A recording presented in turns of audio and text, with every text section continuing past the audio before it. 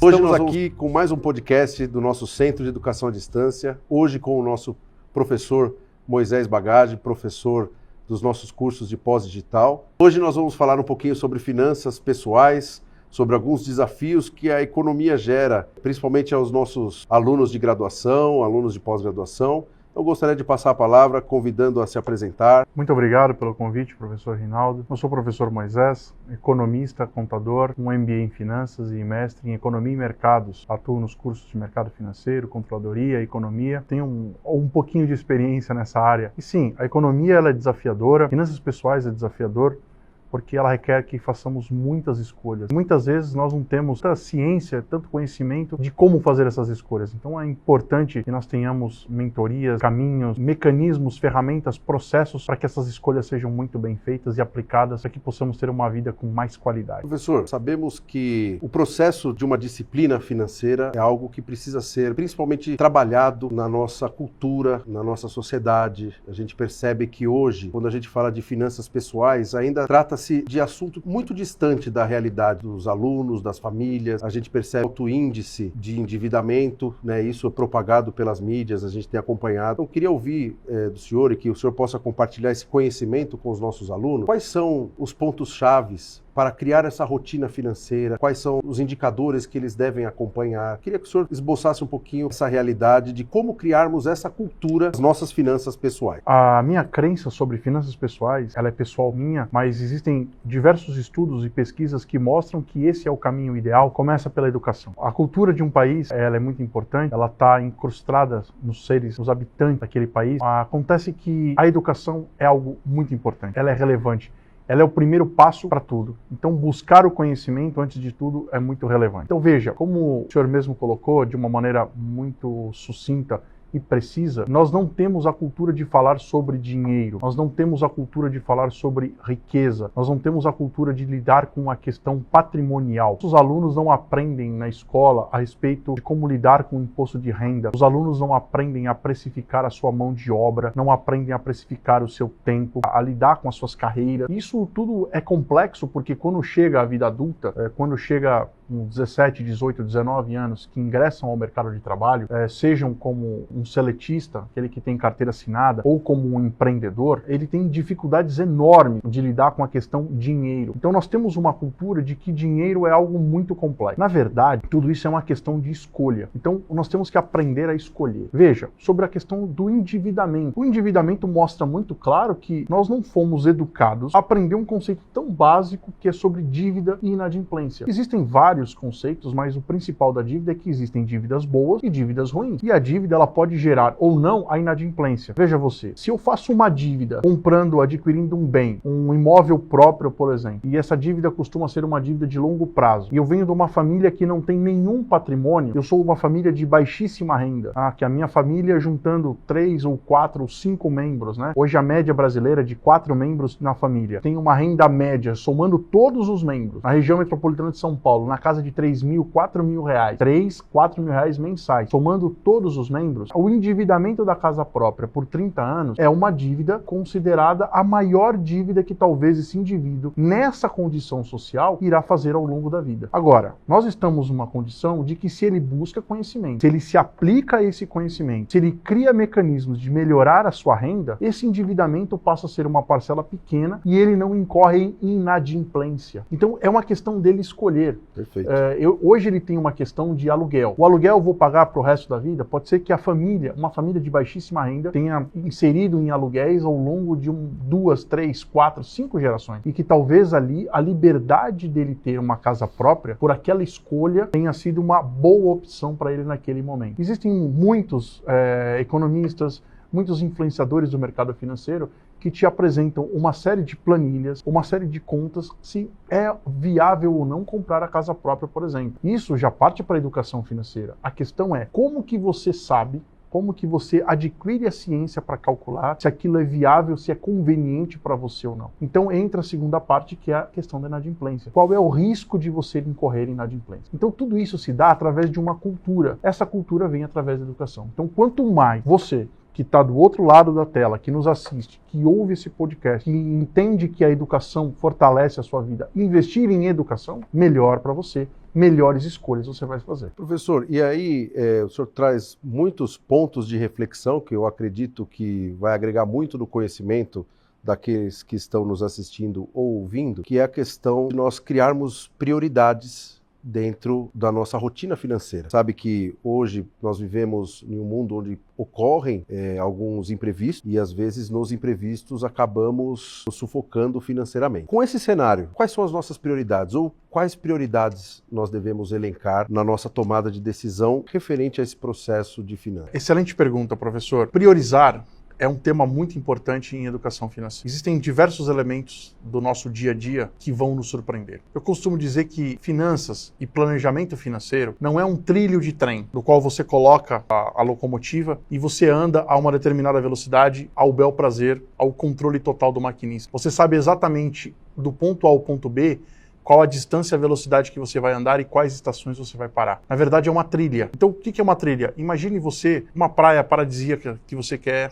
acessar e que você tem mais ou menos uma ideia e tem um trilheiro, alguém experiente que vai te levar até lá. E ele te diz assim, olha, você vai levar um kit de primeiros socorros, um squeeze de água, um pacote de barra de cereal e vai levar um facão. Mas por que eu vou levar um facão? Porque nós passamos por essa trilha uma semana e pode ter crescido mato e pode aparecer um animal peçonhento. Então é uma trilha. Você tem ideia de onde você vai chegar, você tem uma ideia do caminho que você vai trilhar, mas imprevistos irão acontecer. E como que você lida com isso? Algumas coisas têm que estar priorizadas. Então nessa sua mochila, você tem que ter um pouco de reserva para eventual desemprego, para eventuais enfermidades, para eventuais desastres naturais, para algumas coisas que não é possível. Variáveis incontroláveis. Variáveis incontroláveis. Coisas que não estão sob o seu controle. Perfeito. Que o papel aceita tudo, mas a partir do momento que você começa a colocar tudo isso num planejamento muito quadradinho, muito perfeitinho, você precisa ter algumas reservas. Então, por exemplo, você ingressou no mercado de trabalho com 19, 20 anos de idade e você ingressou como estagiário ou como trainee de uma empresa.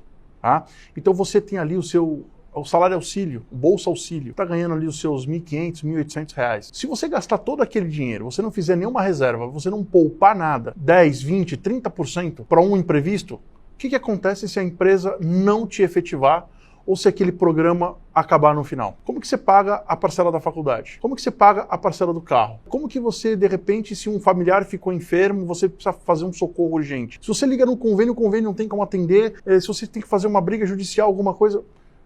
Tem coisa que não dá tempo, você precisa fazer uma escolha. Lembra que nós começamos no começo da conversa dizendo que tudo é uma questão de escolha? Então, quanto mais preparado para fazer essas escolhas você tiver, ou seja, melhor vai estar. Então, priorize, antes de tudo, aquilo que é relevante, aquilo que é importante para você. No final da tua jornada, você vai ter boas recompensas. Como prioridade, gostei muito desse exemplo da trilha, onde nós temos que nos preparar para os imprevistos, nos organizarmos, de uma forma onde possamos evitar ao máximo ou diminuir o impacto dessas variáveis no nosso dia a dia, no nosso orçamento. E como que, no olhar do senhor, a questão que impacta a carreira dos nossos alunos ou de quem está nos ouvindo, como a educação, que foi esse gancho que o senhor trouxe, que é a questão do conhecimento, como que a educação pode gerar aos nossos alunos conhecimento e essa base? Ou seja, nessa escala de prioridade, a educação está inserida nela? Se você me permite, eu vou usar o meu exemplo pessoal. Eu costumo dizer que quando eu estou em sala de aula, nem as nossas piadas, elas são por acaso, nem as brincadeiras. Então, o primeiro contato que eu tive com planejamento financeiro, educação financeira,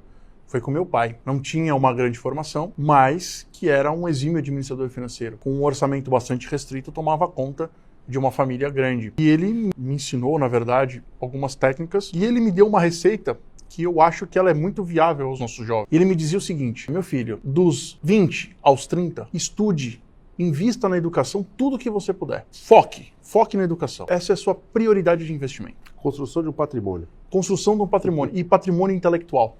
Perfeito. Então, assim, a maior parte do meu investimento foi para isso. Aí ele falou assim, dos 30 aos 40, invista em tudo aquilo que vai alavancar a tua carreira. Então já não era só a educação por si só. Dos 40 aos 50, invista na sua família. Porque muitos dos seus colegas, entre os 40 e os 50, vão ter um estalo, vão acordar. E aí eles vão começar a correr atrás das coisas. E nessa hora você já vai estar navegando num mar mais calmo. Então quando você pergunta quais são as prioridades, por que dos 20 aos 30 investir na educação é tão importante? E não é porque nós estamos falando de uma universidade, não. Porque a educação, de uma forma geral, ela te abre muitas possibilidades. Então, eu estudei economia, estudei contabilidade, estudei finanças, mas eu também estudei marketing, eu também estudei gestão de pessoas, eu também estudei operações, eu também estudei um pouco de engenharia, por conta própria. Isso me abriu a cabeça para entender uma série de coisas. Então, eu investi na educação. Alavanque a sua carreira, que foi a segunda parte. Eu foquei na educação daquilo que mexia na minha carreira. Então eu fiz networking, então eu fui conhecer pessoas, fui participar de eventos, fui participar de feiras e não deixei de investir, por exemplo, na pós-graduação. Então uma parte do meu orçamento também foi para isso. Também construí patrimônio material, fui atrás de investir no meu próprio apartamento, foi o momento de comprar carro e de dar as recompensas que eu precisava de acordo com tudo aquilo que eu tinha construído até então. E agora eu estou na fase de investir na minha família. Aí eu percebi que investir na minha família era investir na educação dos meus filhos. Então a educação nunca vai deixar de ser uma prioridade. Então, se nós pegarmos aquela pirâmide de necessidades básicas do homem, aquilo passa a ser nossa prioridade, as nossas recompensas advindas daquilo, e hoje a educação ela é uma prioridade por quê? De novo, não porque estamos dentro de uma escola, não porque estamos dentro de um conceito, porque nós temos educação em todos os lugares. Porque é importante nós nos conectarmos com o conhecimento, porque o conhecimento nos livra de muitas ciladas, de muitas armadilhas. Então, eu gosto de citar um meme da internet, muito interessante, que é alguém se arrastando no deserto, correndo atrás de água. Água. A plaquinha de água está a alguns quilômetros de distância. E a plaquinha de H2O está na frente. Se você não tem conhecimento o suficiente, conhecimento vem através da educação, está ali a sua libertação, a sua liberdade, seja física, seja financeira, seja geográfica, seja de família. Ou seja, eu costumo dizer, finanças não é só sobre dinheiro, é sobre tudo. Dinheiro é só um ferramental. Isso é muito importante. Professor, esse tema é um tema muito interessante no sentido do impacto que nós procuramos gerar positivamente aos nossos alunos com essa visão, com essa mente. Talvez muitas pessoas, muitas famílias não possuem esse conhecimento ou essa organização. Por meio disso, queria que o senhor elencasse talvez 5 ou mais ou menos pontos de partida. Por onde eu começo? Quais são as primeiras ações que eu tenho que tomar? Como que eu inicio esse meu planejamento, essa minha organização financeira? Se o senhor puder dar esse overview para nós. Bom, muito bem. Existe muito material, todo mundo que já for um leitor assíduo, um ouvinte atento de bons materiais, todas as matérias, não só de finanças ou não só de marketing, principalmente as questões digitais que atualmente estão muito em pauta, já está saindo na frente. Então esse seria o passo zero, ok? Acho que todo mundo entende que hoje é mandatório alguma coisa ligada a se informar, a se educar, a crescer. Então vamos considerar o passo zero. Mas o primeiro passo seria anotar e classificar tudo o que entra de recurso e o que sai de recurso. Não basta só anotar, tem que classificar. E aqui eu vou dar uma dica preciosa, se me permite. É até chato no primeiro momento, mas para quem não tem o hábito, e isso cria-se o hábito, faz muita diferença. Eu, quando vou ao supermercado, eu faço o meu carrinho de compras, escolho o dia mais adequado do mês, de acordo com os meus rendimentos, e fugindo do 5º dia útil, que costuma ser o período mais caro do mês, de compras no supermercado, eu separo a minha compra no carrinho de compras.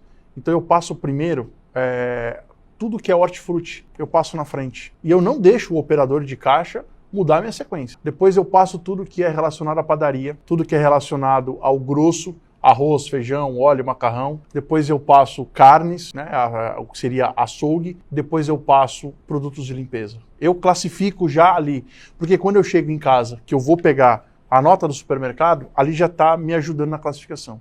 E tudo que eu gasto, eu uso hoje a tecnologia a meu favor, os aplicativos de finanças gratuitos que existem, que inclusive fazem a minha conciliação bancária, e eu já classifico. Então, anote e classifique suas despesas. Depois que você fizer isso, pare de perder dinheiro. Olha para suas despesas, para aquilo que você faz todo mês, pare, corte imediatamente aquilo que você não usa. Você não está usando o Netflix? Quanto tempo faz que você não assiste? O Spotify? Corte. Eu tenho um negocinho que eu faço aqui, uma assinatura, alguma coisinha, ou corta. Tira. É a segunda dica. Pare de perder dinheiro. Deixe de perder dinheiro. Porque quando você fecha a torneira, você fechou a torneirinha, começa a sobrar dinheiro na tua conta. E você tem que pensar o seguinte, perder dinheiro pode parecer uma coisa muito pequena, mas veja, se você economizar R$ 50 por mês, no final do ano você economizou 600. E se você economizar 100, 1.200. Pô, mas você deixou de gastar, esse dinheiro já estava lá, você não estava vendo. A terceira dica, comece a poupar. Então se você parou de perder, a poupança fica automática. E aí você dá o próximo passo. Bom, eu parei de perder. Será que eu consigo agora poupar alguma coisa? E poupar é um processo. Então você tem que fazer uma mentalidade de escolha e começar a buscar algo para poupar. Comece a poupar, poupe um pouquinho, poupe um pouquinho. Poupar é igual fazer dieta. No começo é ruim, depois você se acostuma. Então, não adianta, quem engordou demais, passou 10 anos e engordou 30 quilos, não adianta que você não vai emagrecer 30 quilos em 6 meses. Não existe fórmula mágica. Eu acho que a inspiração desse exemplo está aqui na mesa, né? Eu vejo por mim.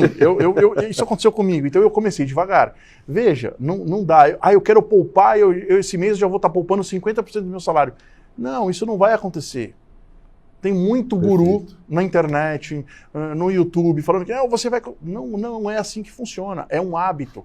Assim como anotar e classificar é um hábito, parar de perder dinheiro é um hábito, poupar também é um hábito. Então se você se matricular, se você descer e começar a fazer uma caminhada de 45 minutos todo dia, daqui a pouco você percebe que você está caminhando 1 hora, daqui a pouco você percebe que você está correndo, e daqui a pouco quando você olha ao espelho, você está melhor consigo mesmo. Faça por você, não faça pelos outros. Daqui a pouco, quando você começa a poupar, você começa a sobrar dinheiro que você começa a investir. Cuidado com a poupança. Não é qualquer poupança. Não poupe algo que vai te trazer dor e sofrimento. Porque você é um ser humano. Você precisa ter recompensa. E aí você começa a investir. Mas o investimento não é qualquer investimento. Informe-se, vai procurar um curso de investimento. Existem diversos cursos gratuitos e muito bons. Se você é graduando, comece a procurar os seus professores na universidade. Eles vão ter um prazer enorme em te atender. Professor adora falar e explicar. Professor adora indicar curso. Existem muitos cursos gratuitos. Ah, mas eu faço moda, por exemplo. O que a minha professora de moda entende de finanças? Bom, se na tua faculdade ninguém entende de finanças, e aliás você pode se surpreender, tem professora de moda que entende muito de finanças, porque ela tem orçamento, ela precisa administrar um orçamento, ela vai te indicar alguma coisa. Depois que você começou a investir, você vai traçar os seus objetivos. Porque por fim, nos seus objetivos, você vai criar, no final dos objetivos, ou seja, ao final da jornada, recompensas. A sua vida muda. Em quanto tempo? Em 1 ano. Em 1 ano e meio. Isso vai te levar a querer se educar cada vez mais, a querer se informar cada vez mais, e a parte financeira vai trazer qualidade de vida. O que nós não podemos, e se o senhor me permite dar esse recado, nós não podemos romantizar não ter dinheiro. O dinheiro não compra felicidade, mas ele paga uma escola melhor para o seu filho. Ele paga uma casa melhor para você. Ele te dá mais conforto entre você escolher um carro com ar-condicionado e um ônibus lotado.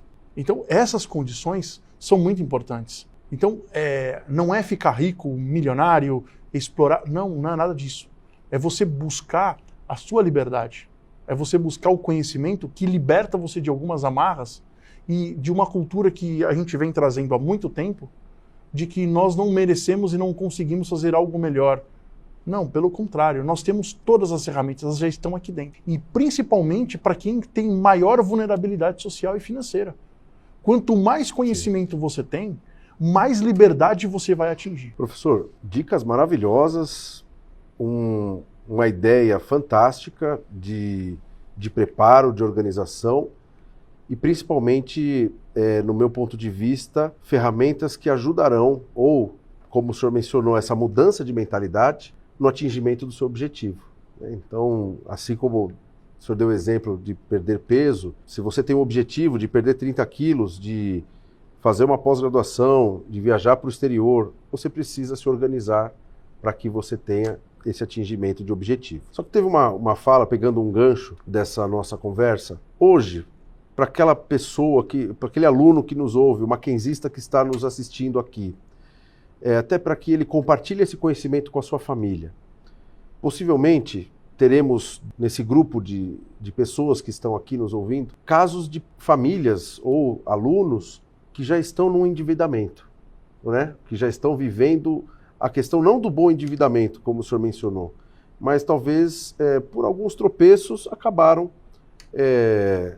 entrando numa inadimplência, entrando, né, em algum cenário que não traz tanto prazer, tanta felicidade a ele. Como que o senhor indicaria tomadas de decisões ou também né, pontos que essas pessoas que estão numa inadimplência, numa dívida que não é positiva, ou nessa dívida mais pesada, podem seguir para mudar o seu patamar ou, aos poucos, vamos brincar aqui, sair do vermelho e voltar para o azul? A dica está nas suas palavras, na palavra das suas perguntas. Aos poucos. Então vamos retomar um pouquinho da nossa conversa. Primeiro é mentalidade. Entender aonde é que eu estava, aonde é que eu estou e para onde eu quero ir. Então veja, e por que entender isso é tão importante? O que me causou o desconforto financeiro que talvez esteja vivendo hoje é muito relevante.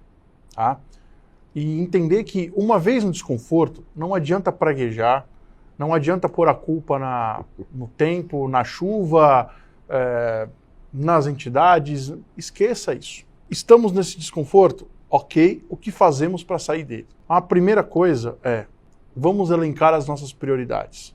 O que é importante para nós. E vamos devagar, um passo de cada vez. Eu costumo dizer que cortar despesas numa família não é algo que se faça de hoje para amanhã. Literalmente, de hoje para amanhã. Tá? Então, por exemplo, principalmente dívida de cartão de crédito, que é a mais comum hoje. Passou no cartão de crédito, comprou em 4, 5, 6 vezes. Não tem como. Eu estou pagando o mínimo do cartão. Se você parar de pagar o cartão, você vai perder o teu crédito. E talvez o teu crédito hoje seja uma espécie de renda. Cartão de crédito não é renda. Se muito bem utilizado, é uma ferramenta fantástica que você tem na mão. Mas isso é assunto para um outro convite. Perfeito. Tá? Veja, um passo de cada vez, devagar. Estabelecendo prioridades. Tem 3 prioridades básicas hoje que o aluno e sua família têm que considerar. A primeira é alimentação e segurança, está ali. É importante que ele pense nisso. Tá? A segunda é a sua educação. Tem que pensar muito na questão educacional, principalmente no momento de vulnerabilidade que nós vivemos no nosso país. A educação é uma questão muito importante. Então, alimentação e segurança, educação. A terceira é o que está gerando a tua renda versus a tua despesa. Mas como assim? Isso me gera despesa e custo? Sim. Porque você pode estar numa situação de endividamento porque você quer morar mais perto do seu trabalho, por exemplo. Tá? Então, aonde você compra o seu alimento, aonde você faz o seu supermercado, as coisas básicas da sua casa, a marca que você compra, essas coisas todas. Estou falando que você precisa comprar coisas de pior qualidade ou comprar em menor quantidade? Não. Mas você precisa fazer uma autoanálise para ver se você não está incorrendo em desperdício, se você não está comprando coisa supérflua, e fazer uma escolha, fazer um corte, um corte necessário nos primeiros meses. Esse é o básico. 2, olha para a educação. Veja o quanto ela é relevante na tua vida. Porque hoje ninguém consegue disputar o mercado de trabalho se não tiver uma boa educação. E um recado direto ao maquinzista. Você que entrou no Mackenzie, que passou por um processo de vestibular, que passou por um processo seletivo que não é brincadeira, valorize isso. Porque nem todo mundo passou por isso. Então, você já leva no broche da lapela, eu costumo dizer isso para muita gente, uma vantagem sobre muitas pessoas que vão disputar um emprego, você sai na frente de muitas pessoas que faz a diferença. Então isso tem que ser considerado. Tá? As universidades grandes têm essa vantagem. Isso faz uma diferença. E o Mackenzie é uma delas. E a terceira, olhe para onde você está envolvido. Os custos de transporte, os custos de moradia, dê uma revisada nesses valores. Então são os 3 principais passos. Agora, existem alguns cortes, eu acredito muito na energia que está na nossa volta. Eu sei que cada um tem a sua crença, e aqui eu peço desculpa já antecipado e licença para dizer o que eu vou dizer agora. Eu tenho fé nas energias que nos cercam, em tudo que nós temos aqui do lado. Eu sei que cada um acredita numa coisa, mas eu acredito que quando nós buscamos inspiração, e no meu caso inspiração divina, de tudo aquilo que é bom, coisas boas atraímos. Agora, se nós compactuamos com miséria, com coisas ruins, e nós cortamos, eu uso uma expressão, brincando com um amigo, a gente disputa a casca de banana na xepa-feira, ou seja, a gente vai brigar pela miséria, a gente vai atrair a miséria. Então, se você tem que fazer um corte necessário nesse momento de desconforto para melhorar a sua condição e sair da inadimplência, faça. E aí, uma vez feito isso, vá negociar com seus credores. Cuidado com a questão de que a dívida vai caducar. O teu nome vai para uma lista que depois você não consegue crédito de novo. Eu não faço parte do grupo dos bilionários, tá? Ainda.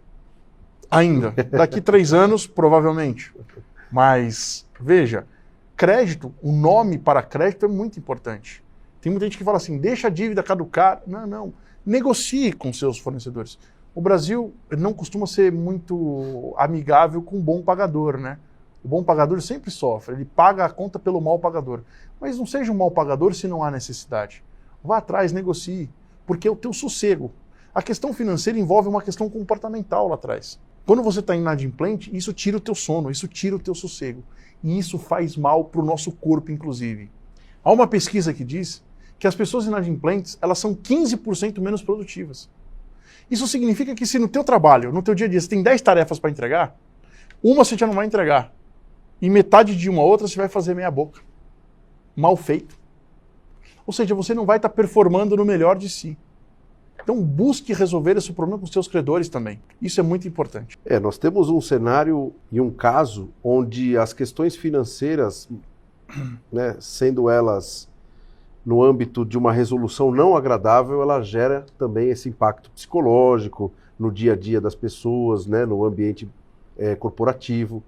E isso pode gerar sérias sequelas ao longo do Posso dia, fazer né? um comentário claro. adicional?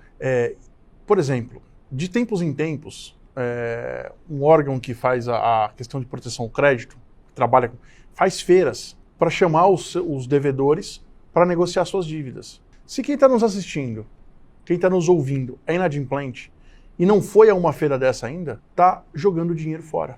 Talvez esteja pagando juros desnecessariamente. O banco, de tempos em tempos, faz negociação. Entre numa negociação. Não adianta ficar trocando o número do telefone, não respondendo e-mail, mudando, rasgando carta. Não é assim que funciona. Somos todos adultos, principalmente educados. Queremos viver uma sociedade melhor. Isso também faz parte da educação. Imagina se alguém estivesse te devendo. Ponha-se do outro lado. Você gostaria que a pessoa não te pagasse? Se você tivesse uma empresa. Então, assim, o combinado não é caro. Existem esses mecanismos hoje. Vá atrás. Procure, porque você vai encontrar. Existem muitos. É possível. E isso tira um peso comportamental, um peso moral de cima de nós. Isso faz muita diferença. Professor Moisés, acredito que nosso bate-papo tenha sido muito rico, muito esclarecedor aos nossos alunos, aos mackenzistas que nos assistem, que nos ouvem. Eu queria agradecê-lo e antes de nós encerrarmos, gostaria que o senhor fizesse as considerações finais, por favor. Eu estou muito grato pelo convite, por ter participado. Espero que todos tenham conseguido entender a mensagem. Eu costumo dizer que finanças é um campo vasto, mexe na nossa vida de uma forma muito grande. Se você que está do outro lado conseguir se enxergar além de um simples indivíduo, tem muita coisa que você pode aprender e aplicar na sua vida. Eu costumo dizer que a diferença entre uma pessoa e uma empresa é que um tem um CNPJ e um CPF. Nós geramos receita para nós mesmos e nós temos despesas para administrar. Quanto mais ciência e conhecimento você tomar disso, melhor a sua vida vai ser. Busque sempre a sua independência financeira, a sua liberdade e evite fórmulas mágicas. Não existe fórmula mágica. Tudo é feito com muita calma, com muita cautela, sempre buscando o conhecimento, principalmente o conhecimento testado, o conhecimento que já foi aplicado em outras situações e que deram certo. Valorize seus professores, procure por mentores, não deixe cair no esquecimento, não deixe de melhorar os seus hábitos e observar hábitos que não façam bem para você, para afastá-lo da sua vida e substituí-los por hábitos bons. Porque quando nós temos uma vida financeira saudável, a tendência é que as outras partes da nossa vida também seja saudável. Nós estamos num mundo que nós lutamos pela igualdade em todos os sentidos, nós buscamos equidade social, justiça, e nós temos que começar fazendo isso conosco, dentro de nós. Então nós queremos um planeta melhor, uma sociedade melhor, nós queremos uma família melhor, nós queremos instituições melhores. Vamos começar por aqui. E tendo uma vida financeira mais tranquila, mais organizada, mais feliz, com maior plenitude, ajuda a gente a ter condição de, inclusive, ajudar o próximo. Isso é muito importante. Saiba de uma coisa, quando você organiza a sua vida financeira em prol de um objetivo maior e com as suas devidas recompensas, não é só juntar o dinheiro pelo simples fato de ganância, mas sim pela ambição de uma vida melhor e ajudando o teu próximo, por exemplo, que é uma coisa bacana, você está melhorando todo o ecossistema à sua volta. Eu, mais uma vez, estou muito grato pelo convite. Obrigado. Estou muito feliz de estar aqui. Espero ter outras oportunidades.